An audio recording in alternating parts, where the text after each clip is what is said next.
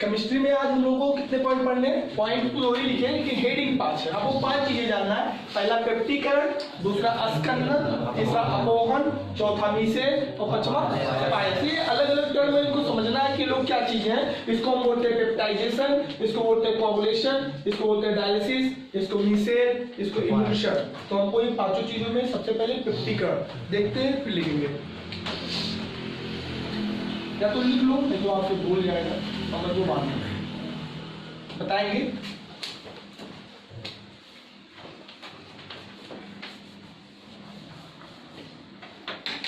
जब किसी ताजे अवक्षेपित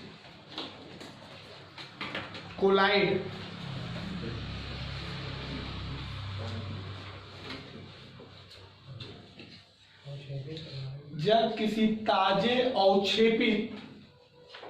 कोलाइड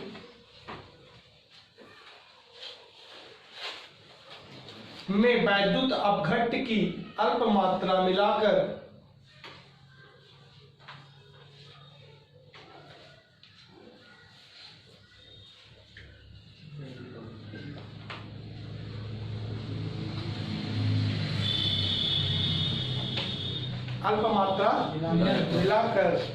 उससे कोलाइडी विलयन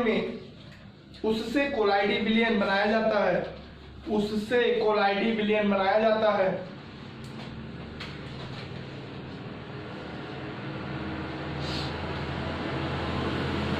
तो इस प्रक्रिया को पेप्टीकरण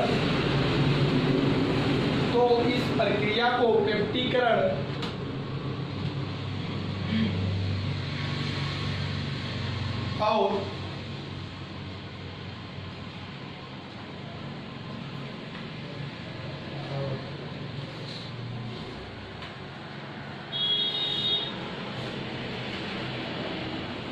उस वैद्युत अपघट्ट को पेप्टीकारक कहते हैं।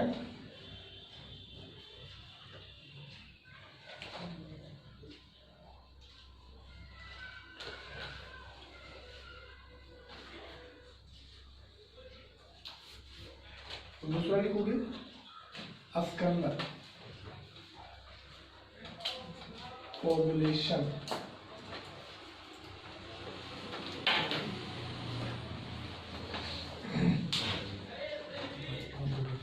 बताएंगे। किसी का जस्ट टूटता है जब किसी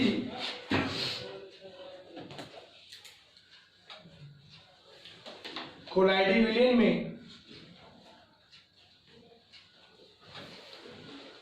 वैद्युत अपघट्ट की अल्प मात्रा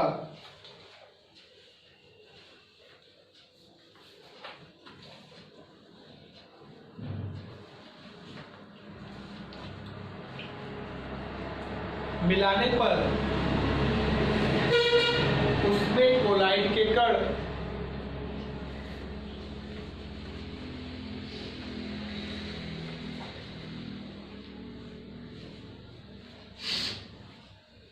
एकत्रित होकर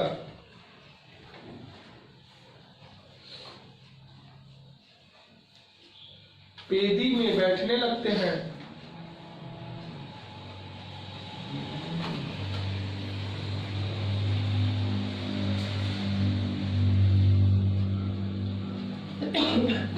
तो इस घटना को अस्कंदन कहते हैं।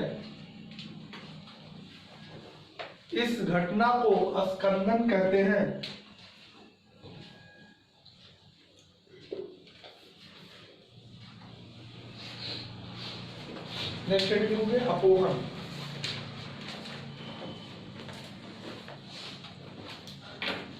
बहुत छोटा छोटा जवाब दे दिखा रहे हो, वैसे तो बहुत बड़े फैक्ट्स होते हैं बट कम वर्डों में आप ज्यादा चीजों को समझ और लिख सकते हो। अपोहन को लिखेंगे जब किसी कोलाइडी विलयन में क्रिस्टलाव के कण उपस्थित होते हैं।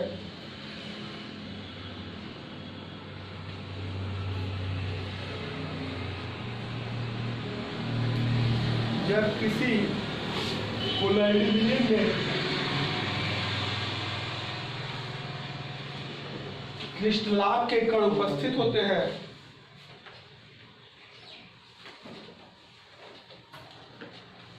तो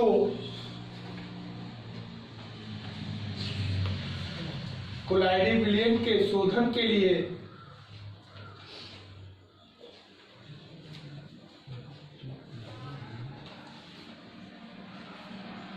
अपनाई गई प्रक्रिया अपोहन कहलाती है। अपनाई गई प्रक्रिया अपोहन कहलाती है।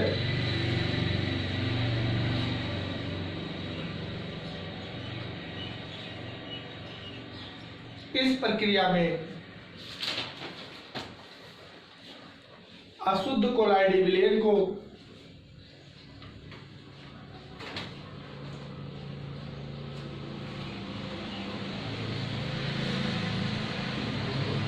एक पार्चमेंट झिल्ली में रुक जाओ चलो अशुद्ध कोलाइडी विलयन को एक पार्चमेंट पेपर से बने थैली में एक पार्चमेंट पेपर से बने थैली में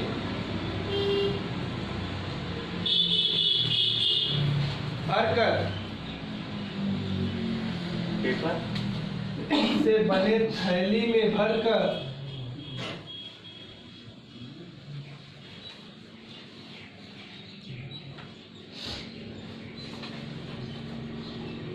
जल से भरे टैंक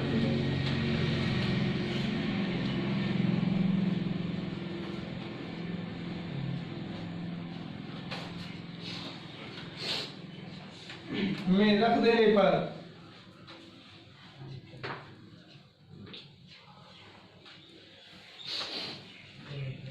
क्रिस्टलाव के कण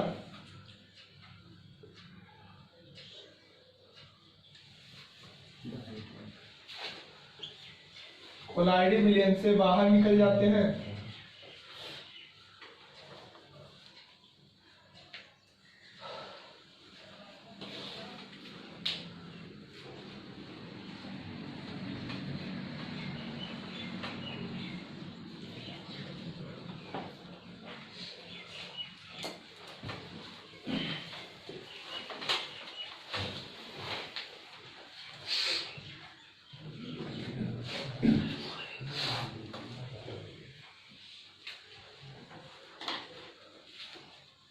ठीक है बना लोगे।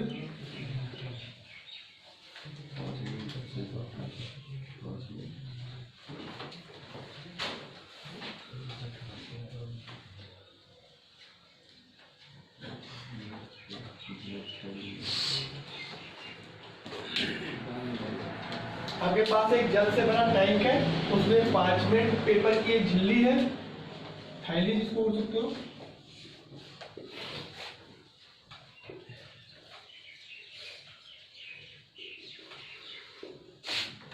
उस बैग में अशुद्ध कोलाइडी विलयन भरा गया है, जिसमें काले वाले क्रिस्टलाव के कण है और गोल गोल जो बनाया गया ब्लू कलर से वो कोलाइड के कण है। तो क्रिस्टलाव के कण अपने आप बाहर निकल जा रहे हैं, क्योंकि उसकी कैरेक्टर होती है वो पार्चमेंट पेपर को पार कर सकते हैं।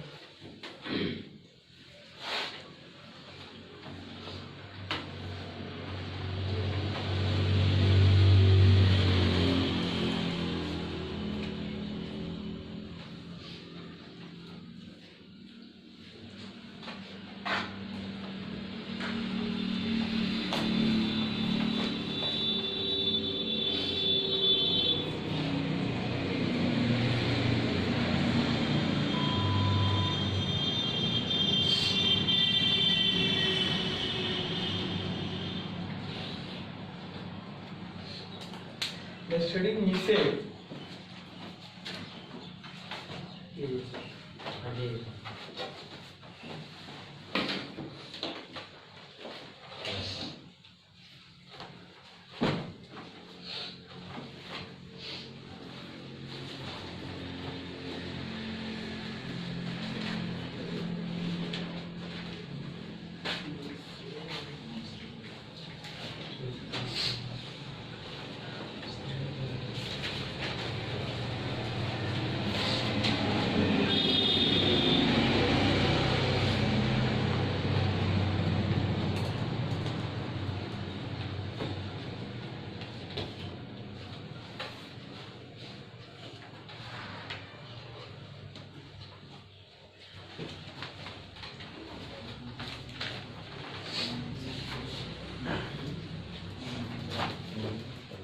ओके।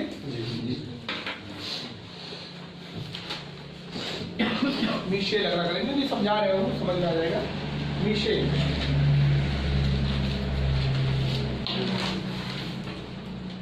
मिशेल को समझने से पहले आपको साबुन के बारे में समझना होगा। तो नीचे लिखेंगे उच्च अणुभार वाले वसा या तेल को भी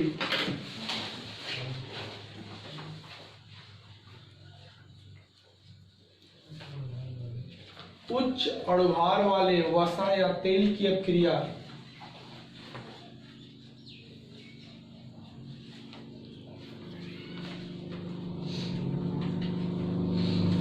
प्रबल क्षार के साथ कराने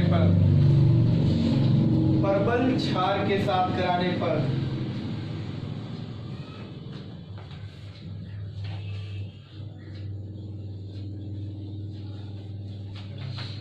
साबुन और ग्लिसरीन बनता है।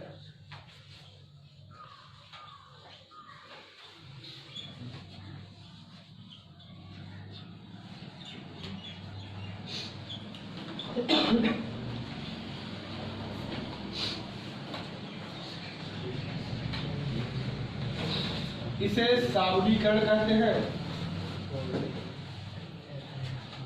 क्या कहते हैं? साबुनीकरण। साबुन बनाने के मेथड को साबुनीकरण कहते हैं। बढ़ के क्या तैयार हो जाता है?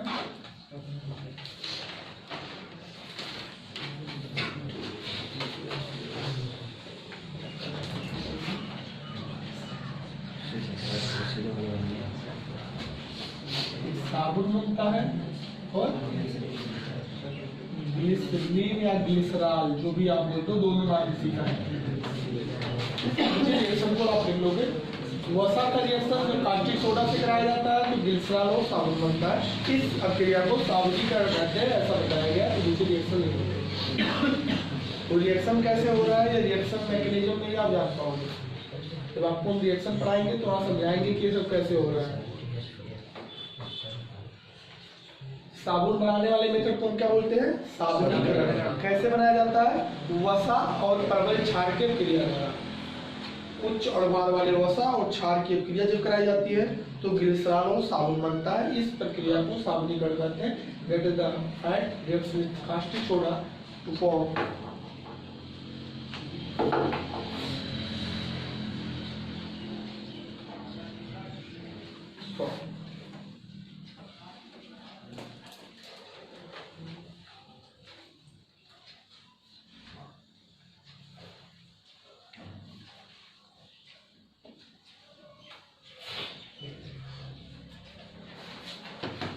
हो गया।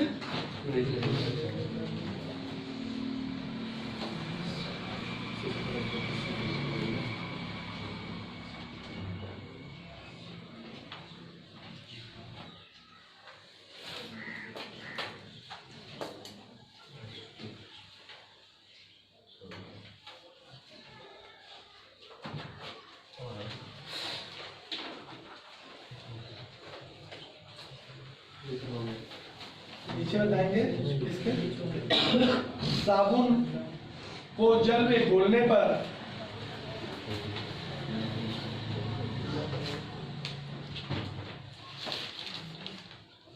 साबुन को जल में घोलने पर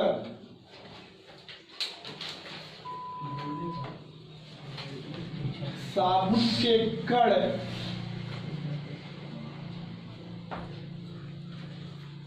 कोलाइडी विलयन बना लेते हैं।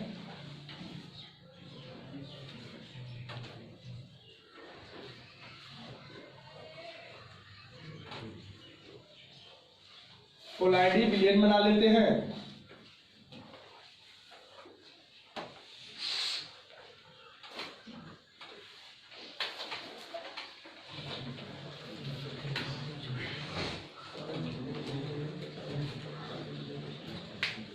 साबुन को जल में घोलने पर साबुन के कण कोलाइडी विलयन बना लेते हैं और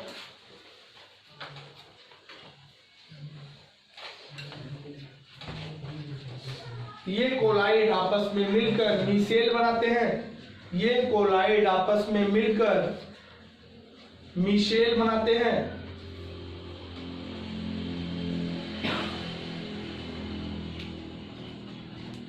जो कपड़े से धूल कण को निकालने में सहायक होते हैं, जो कपड़े से धूल कण को निकालने में सहायक होते हैं।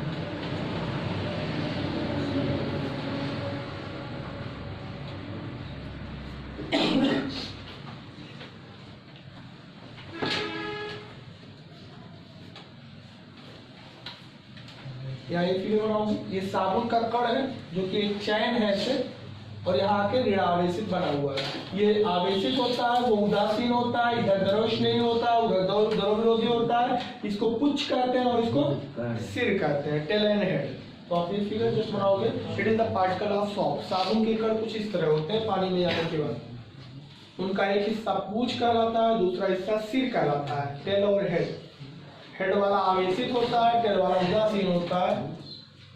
और जो आवेशित है वो द्रव्यस्नेही है, जो पूंछ है वो द्रव्य विरोधी है। तो एक फिगर बना हुआ है, आप उसको बेहतरीन यहाँ पे बना सकते हैं।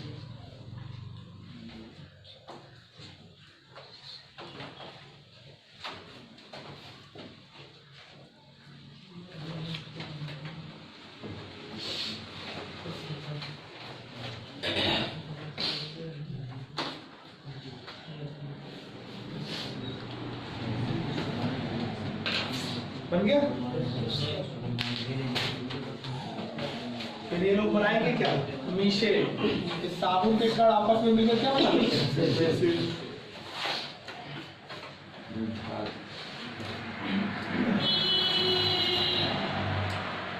कई साबुन के कण है ये। हेड पे ऋण आवेशित है और ये पूरा पार्ट क्या कराएगा? मीसेल। तो नीचे मीसेल का भी फिगर तैयार करेंगे।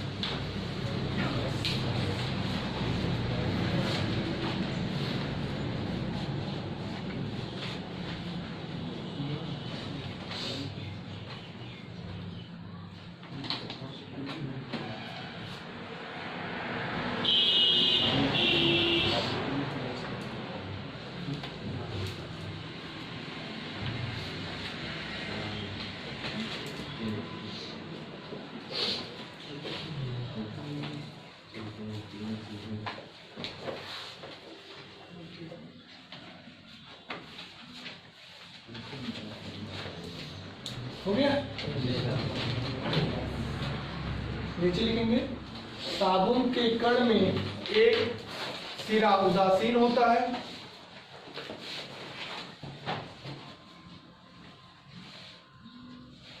उसको हम बता रहे हैं। साबुन के कण में एक सिरा उदासीन होता है जिसे पुच्छ कहते हैं, जिसे पुच्छ कहते हैं।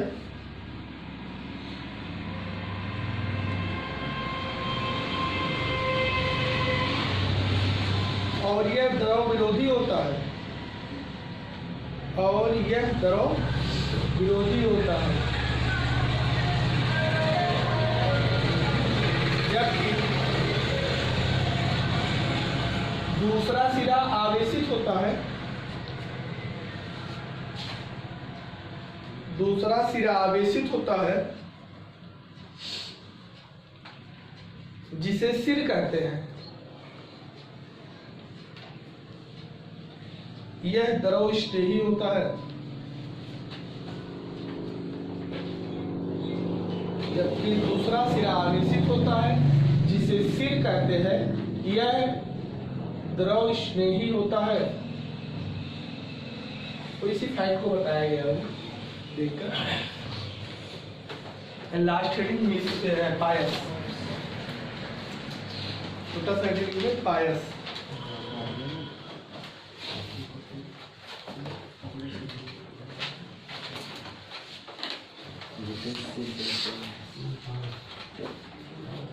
देखेंगे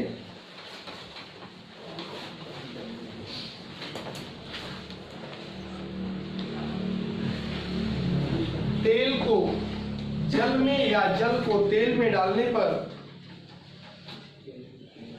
तेल को जल में या जल को तेल में डालने पर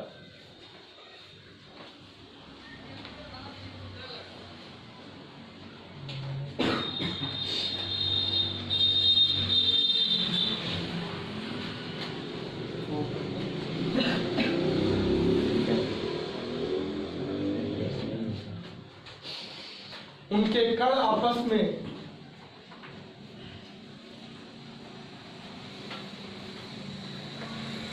फैल जाते हैं, लेकिन कुछ समय पश्चात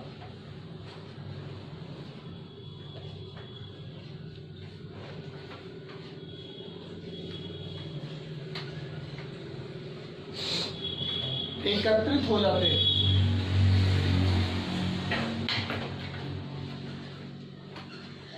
इसे पायस कहते हैं।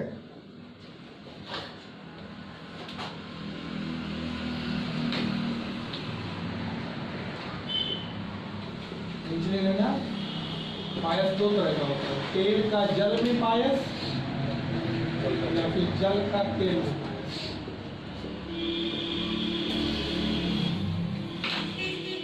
There are two types of emulsion.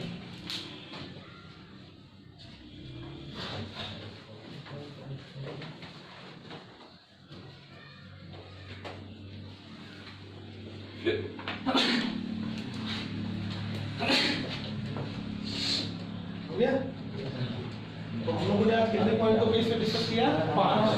उसमें पहला है पेप्टिकरण। पहले पेप्टिकरण को जानते हैं। इसके पहले आपको दो पीछे वाले पॉइंट याद आने चाहिए। पीछे वाले पॉइंट में आपको ये बताया गया होगा कि हमारे नेचर में दो तरह के पदार्थ हैं, एक को क्रिस्टलाभ कहते हैं और एक को कोलाइड कहते हैं। क्रिस्टलाभ वे पदार्थ होते हैं जो किसी में घुलकर विलयन बनाते हैं, जबकि कोलाइड वे पदार्थ होते हैं जो किसी में फैलकर कोलाइड विलयन बनाते हैं। आगे चल के आपको बताया गया कि क्रिस्टलाभ के कण जो है वो 5 मिनट पेपर को क्रॉस कर जाते हैं, पार कर जाते हैं, लेकिन कोलाइड के कण उसे पार नहीं कर पाते। कोलाइड कण आगे चल के दो प्रकार के हो गए, एक द्रवस्नेही कोलाइड और एक द्रव विरोधी कोलाइड। द्रवस्नेही कोलाइड वे कोलाइड होते हैं जो आसानी से कोलाइड विलयन बना लेते हैं और इनका कोलाइड विलयन कुछ समय के लिए अस्थायी रहता है, जबकि द्रव विरोधी कोलाइड वे कोलाइड होते हैं जो आसानी से कोलाइड विलयन नहीं बनाते और इनका कोलाइड विलयन टेम्परेरी होता है, अस्थायी होता है। लेकिन उसके बाद आपने देखा उसके गतियों के बारे में, कोलाइड के कण कोलाइड विलयन में अनियंत्रित गति करते रहते हैं जिसे हम ब्राउनिंग गति करते हैं, और किसी भी कोलाइड विलयन से प्रकाश पुंज को क्रॉस कराने पर या प्रकाश की किरणें निकालने पर उसका पथ चमकने लगता है, जिसे टिंडल प्रभाव कहते हैं। यहाँ तक आपने पढ़ा था। पेप्टिकरण वो घटना होती है, वो प्रोसेस होता है जिसमें कोलाइड विलयन को बनाया जाता है। जब किसी कोलाइड को किसी पदार्थ में डाल के आप कोलाइड विलयन बनाते हो तो उसे क्या कहते हैं? पेप्टिकरण। लेकिन उल्टा किसी कोलाइड विलयन से अगर कोलाइड के कण को निकालते हो तो वो कहलाता है अस्कंदन। जैसे अगर आपके पास दूध का पाउडर है और दूध के पाउडर को पानी में डाले, ये जल है, जल में आप क्या डाल रहे हो? दूध का पाउडर। तो दूध का पाउडर कोलाइड होता है कि नहीं? ये कोलाइड जब पानी में आएगा तो क्या बना देगा? क्या तैयार कर देगा? दूध करेगा, मिल्क बना देगा, मतलब कोलाइडी विलयन तैयार कर देगा। किसी भी कोलाइड के कणों द्वारा कोलाइडी विलयन बनाना क्या कहलाता है? पेप्टिकरण। लेकिन अगर आपके पास ऑलरेडी दूध है, ऑलरेडी क्या है? दूध, और इसमें से तुम दूध को निकाल ले जाओ तो क्या बचेगा? पानी। उस दूध को निकालना जो होता है वो क्या कहलाता है? अस्कंदन। दूध को निकालने का मतलब चीज बनाना, पनीर बनाना। आपने देखा होगा कि अगर हम दूध हमारे पास रखा है तो उसमें हम थोड़ा सा सैक्ट्रिक एसिड डाल दें या कोई भी खट्टा पदार्थ डाल दें तो दूध फट जाता है और दूध के कण अलग हो जाते हैं। दूध के कण मतलब वही पनीर के कण, और पानी अलग हो जाता है। तो दूध को पनीर में बदलना, चीज में बदलना क्या कहलाता है? अस्कंदन। ये होता क्या, थोड़ा सा आप डालोगे, ब्लड को आपने देखा होगा, ब्लड में ये लोग केमिकल सेबेस्टियन लाइन में डालते हैं। जब ब्लड आप चेक करते हैं उसमें 1-2 केमिकल बूंदे डालते हैं तो तुरंत ब्लड फट जाता है। तो ब्लड का जो होता है, अगर लैब में जाओगे तो वहां देखने पाओगे किसी भी कोलाइड से कोलाइडी विलयन बनाना पेप्टिकरण कहलाता है, लेकिन किसी कोलाइडी विलयन से कोलाइड को निकालना क्या कहलाता है? थोड़ा अलग लैंग्वेज में बताया जाता है। कहा जाता है जब किसी भी ताजा और क्षैतिज पदार्थ को किसी बैंगन तबलेट में मिला के कोलाइडी विलयन बनाते हैं तो वहां पे उसे हम पेप्टिकरण कहते हैं, और उस बैंगन तबलेट जिसमें मिलाए होते हैं वो पेप्टिक कारक कहलाता है। यहाँ थोड़ा अलग लैंग्वेज देते हैं कि किसी भी कोलाइडी विलयन में बैंगन तबलेट का कुछ मात्रा मिला देने पर कोलाइड के कण इकट्ठा हो जाते हैं और पेदी में बैठ जाते हैं, उसे हम क्या कहते हैं? अस्कंदन। इकट्ठा होने मतलब क्या? पहले दूध के कण घूम रहे थे तब दूध था, दूध के कण इकट्ठा हो गए तो पनीर हो गया। तो ये इकट्ठा हो जाना, कलेक्ट हो जाना या पानी में से निकल जाना क्या कहलाता है? तो समझ में आ रहा है? कोलाइड से कोलाइडी विलयन बनाना और फिर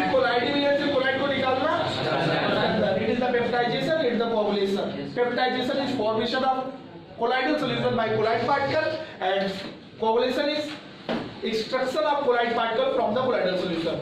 Colloidal solution से colloid के कण को निकाल लाना अस्कंदर, और colloid के कण को डाल के फिर बनाना।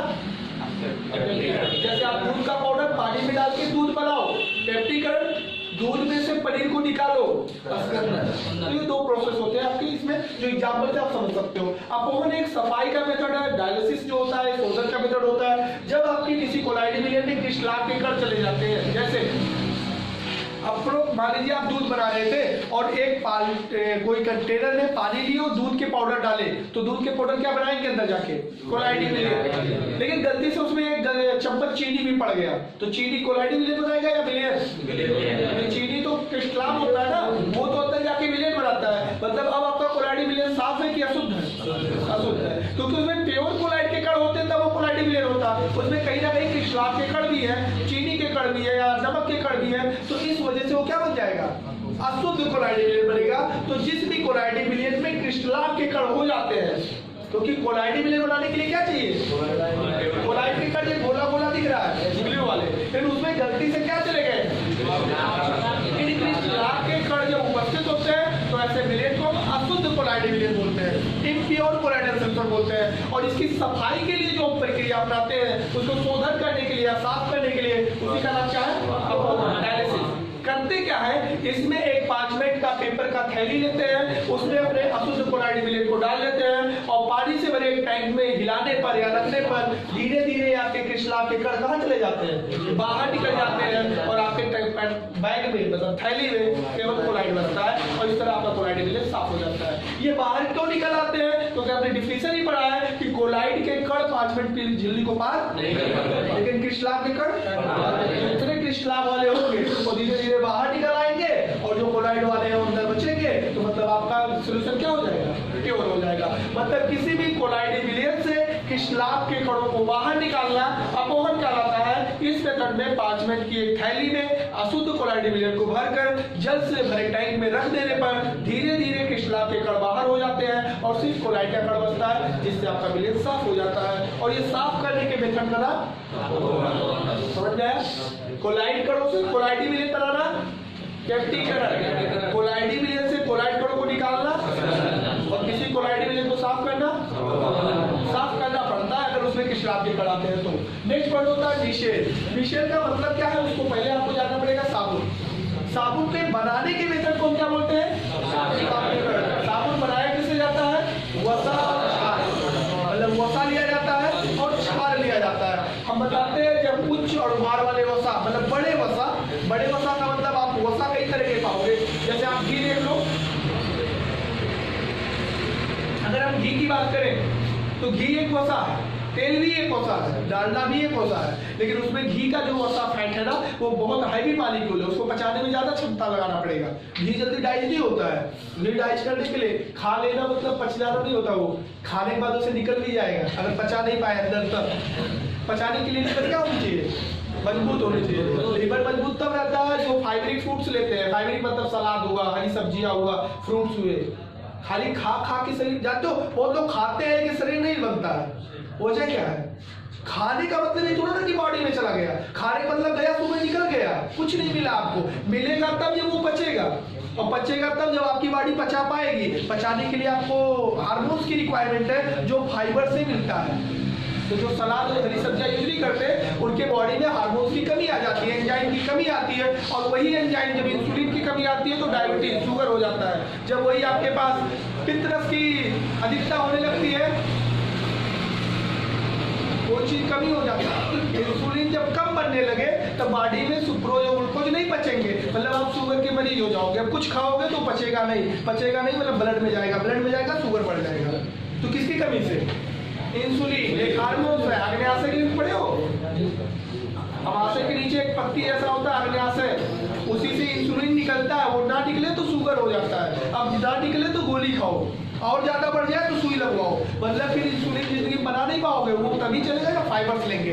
दूसरा फैक्ट, जब हम पाचन नहीं सही करा पाते तो हमारे पित्ताशय में पित्त की जो पित्तरस होती है, सीयर, वो बढ़ जाता है। बढ़ने की वजह से वो जम जाता है, जिसको स्टोन कहते हैं, पथरी कहते हैं। तो आपके बॉडी में अगर सीयर खर्च नहीं हो रहा है, मतलब पाचन में वो नहीं यूज हो रहा है, तो इकट्ठा होगा तो स्टोन बनाएगा, पथरी बनाएगा। फिर आप पथरी की दवाई कराओ। पथरी की दवाई नहीं होती है जो पित्त में होता है, ऑपरेशन होता है, पित्त की थैली काट के निकाल दिया जाता है। पूरी थैली काट दो, पथरी नहीं निकाला जाता है, पूरा का पूरा थैली निकाला जाता है। अब जब थैली निकल जाती है तो हमारा लीवर पित्त रस को डायरेक्ट गर्भाशय में डालता है, क्योंकि थैली है नहीं, और जिससे आपको डायबिटीज के साथ साथ थोड़ा सा प्रॉब्लम आएगा एसिडिटी का, मतलब गैस बनाने वाली प्रॉब्लम तुरंत तैयार हो जाएगी। मतलब जिसको भी पथरी का ऑपरेशन कराना एक बार पित्ताशय का, पूरी जिंदगी उनको गैस बनाना है, क्योंकि अब डायरेक्ट आपके पेट में जाएगा, क्योंकि वो थैली निकाल दी जा चुकी है। इसलिए हमें अपने खाने पीने पे ध्यान देना चाहिए। हम यहाँ बता रहे हैं उच्च और भार वाले वसा, मतलब हैवी फैट होने चाहिए, और उसमें क्या मिलाते हैं, कास्टिक सोडा। तो जब उच्च और भार वाले वसा को किसी सोडा या क्षार के साथ क्रिया कराते हैं तो क्या बन जाता है, ग्लिसरॉल और साबुन। इस मेथड को हम क्या बोलते हैं, साबुनीकरण कहते हैं। समझ में आया? उच्च और भार वाले वसा और क्षार की क्रिया कराने पर हमें वसा, साबुन और ग्लिसरॉल मिलता है। साबुन आप डेली यूज कर रहे होंगे, और ग्लिसरॉल भी आप जानते हो, जितने भी क्रीम आते हैं, फेस क्रीम और जितने नेल पॉलिश आती है, तंदूरी में यही डाला जाता है, ग्लिसरॉल। और सबसे ज्यादा तो आप ग्लिसरीन का वाटर भी पा जाओगे। जब एडी उड़ी फटती है तो डॉक्टर ग्लिसरीन का एक डब्बा देते हैं, 20-25 रुपए का मेडिकल स्टोर पे आता है। और भी नहीं जानते हो तो जो ओठ पे लगाते हो, ओठ फटने में लिप बाम आता है, उसमें 80% ग्लिसरीन ही होता है। तो ये ग्लिसरीन और साबुन बनता है जब कभी वसा और क्षार की क्रिया परस्पर कराई जाती है, तो ग्लिसरॉल, और ग्लिसरॉल को ग्लिसरीन भी कहते हैं, और साबुन बनता है। इस मेथड को क्या बोलते हैं, ये तो भी हिस्ट्रा पढ़ना पड़ा यार, यहाँ का तो चीज नहीं था। अब देखते हैं, जब साबुन को पानी में घोला जाता है, साबुन को पानी में, कपड़ा वाला साबुन हो तो उसको पानी में डालोगे ना, या नहाने वाला तो पानी में लगाओगे ना। जब वो लगाओगे तो उसके कण पानी के साथ कोलाइडी विलयन बना लेते हैं। साबुन जब पानी में घुलता है तो विलयन नहीं बनाता, कोलाइडी विलयन बनाता है। अर्थात साबुन के कण पानी में घुलते नहीं है, बल्कि फैल जाते हैं, और फैलने की वजह से वो झाग बना लेते हैं, कोलाइडी विलयन बना लेते हैं। उन कोलाइडी विलयनों को जब देखा जाता है तो साबुन के कण का एक हिस्सा उदासीन होता है, जिसपे चार्ज नहीं होता, जबकि दूसरा हिस्सा आवेशित होता है, चार्जेबल होता है। जहाँ चार्ज होता है उसे हेड बोलते हैं, सिर बोलते हैं, और जहाँ चार्ज नहीं होता उसे पुच्छ बोलते हैं, या पूछ बोलते हैं, टेल बोलते हैं। ये धरो विरोधी होता है, क्योंकि ये धरो, ये कण आपस में मिल के एक स्फीयर तैयार करते हैं, गोला तैयार करते हैं, और इस पूरे गोले को कई लोग मिलके चारों तरफ से घेर कर एक गोला बनाते हैं, और इस गोले को हम लोग क्या नाम देते हैं, मीशेल। यही आपके गंदगी को बाहर निकालता है, मतलब धूल के कणों को कपड़ों के बीच से, या हमारे स्किन के कोशिकाओं पे जो चपके हैं, जो स्किन पे चपके हुए हैं, वो गंदगियों को बाहर निकालने में मदद करता है। तो मीशेल क्या समझ में है? लास्ट होता है पायस। पायस एक समझ लो जबरदस्ती बनाया जाने वाला कोलाइडी विलयन है। कोलाइडी विलयन का मतलब होता है किसी पदार्थ का फैल जाना, लेकिन देखा गया कि जब तेल में जल को या जल में तेल को मिलाया तो ये तो फैल जाते हैं, लेकिन कुछ ही देर बाद फिर ये इकट्ठा हो जाते हैं। जैसे आपने कहीं पानी में डीजल गिरा हुआ देखा होगा, ऊपर ऊपर ऊपर ऊपर डीजल फैल जाता है, लेकिन कुछ देर बाद ये डीजल के कण क्या हो जाएंगे, इकट्ठा हो जाते हैं। मतलब फैलेंगे तब तो कोलाइडी विलयन, मतलब जब हम मिलाते हैं तो फैल जाते हैं, लेकिन कुछ ही देर बाद इकट्ठा हो जाते हैं। इसलिए ये बेहतरीन कोलाइडी विलयन की कैटेगरी में आते हैं। आप जितना बार फैला दोगे फैल जाएंगे। जैसे एक गिलास पानी शुद्ध लो, उसमें तेल के 2-4 बूंद डाल दो, 10 बूंद, अब चम्मच से हिला दो तो फैल जाएगा, कोलाइडी विलयन बना लेगा। लेकिन जैसे चम्मच निकालोगे वैसे सब इकट्ठा होने लगेंगे, तेल वाले कण सब बीच में क्या हो जाते हैं, इकट्ठा हो जाते हैं। और इस तरह के बने हुए सोल्यूशन को, इस तरह के मिश्रण को हम क्या बोलते हैं, पायस। 2 तरह से बनाया जाता है, या तो आप जल में तेल को मिलाओ, या तेल में जल को मिलाओ। इस तरह 2 तरह के पायस मिलते हैं। पायस का मतलब एक जबरदस्ती कोलाइडी विलयन, जो कोलाइडी विलयन अस्थायी नहीं होता है, जब तक आप उसे मिलाओगे तब तक तो फैलेंगे, लेकिन जैसे मिलाना बंद करोगे तैसे वो इकट्ठा हो जाएंगे। जैसे कि पानी में तेल के कण आपको दिखाई देते हैं, तो तेल का जल में मिलाना या जल का तेल में मिलाना पायस कहलाता है। हमें ये बताओ नेचुरल दूध क्या है, कोलाइडी विलयन या पायस? अच्छा, कोलाइडी विलयन और पायस में फर्क नहीं। कोलाइडी विलयन माने अच्छा कोलाइडी विलयन, और पायस माने खराब कोलाइडी विलयन। खराब मतलब जो फैले ना, फैलाओ तो फैले फिर इकट्ठा हो जाए। ऐसे कंडीशन में बताओ दूध क्या है, नेचुरल दूध। घी के कण होते कि नहीं दूध में? नेचुरल का मतलब जो गांव में हांडी में जमाया जाता है, दूध निकालोगे उसको ऊपर छोटे छोटे छोटे छोटे बूंद दिखेंगे, फैट के, वसा के, घी के। तो घी के कण है कि नहीं? घी मतलब तेल है कि नहीं? मतलब आप दूध क्या कहोगे, कोलाइडी मिलियन या पायस? पायस है। लेकिन जो बच्चों को पिलाने वाला आता है दूध का पाउडर, उससे बनाओगे तब क्या है? हाँ, तो दूध अगर डायरेक्टली पूछेगा कि दूध क्या है तो आप कोलाइडी मिलियन नहीं कहोगे, उसे क्या कहोगे? तो उसमें घी के कण होते हैं। और अगर हम लोग ये जो दूध का पाउडर से बनाते हैं उसमें घी वाले कण नहीं होते हैं, उससे प्योर दूध बनता है, तो वो क्या होता है? कोलाइडी मिलियन होता है। समझ में आया चीजें? 5 स्टेप्स, व्यक्तिकरण, स्कंदन, अपोहन, निषेध और पांचों को तैयार कर लेना है।